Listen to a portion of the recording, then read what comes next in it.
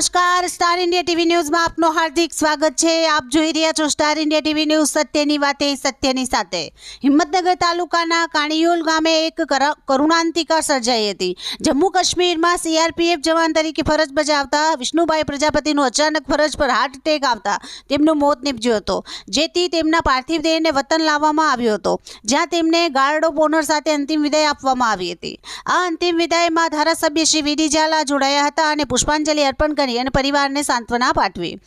આ સાથે જ હિંમતનગર નાગરિક બેંક ડિરેક્ટર પરવીનભાઈ અંબાલાલ પ્રજાપતિ, સરપંચ શ્રી શામળભાઈ ડી સુતરિયા, પૂર્વ સરપંચ બાબુભાઈ ડી પટેલ, કાણીયોલ ગામના આગેવાન હરેશભાઈ પટેલ, ઓસ્ટ્રેલિયા પ્રવીણભાઈ પટેલ, શિક્ષક વસંતભાઈ પટેલ, સતીશભાઈ પ્રજાપતિ, જશુભાઈ પ્રજાપતિ, ભગવાનભાઈ પ્રજાપતિ, રાજુભાઈ પ્રજાપતિ, પ્રકાશભાઈ પ્રજાપતિ, આશીષભાઈ પ્રજાપતિ, કમલેશભાઈ પ્રજાપતિ, ચાંદરની અને ગ્રામ પોલીસ તંત્ર તથા મોટી સંખ્યામાં ગ્રામજનો હાજર રહ્યા હતા।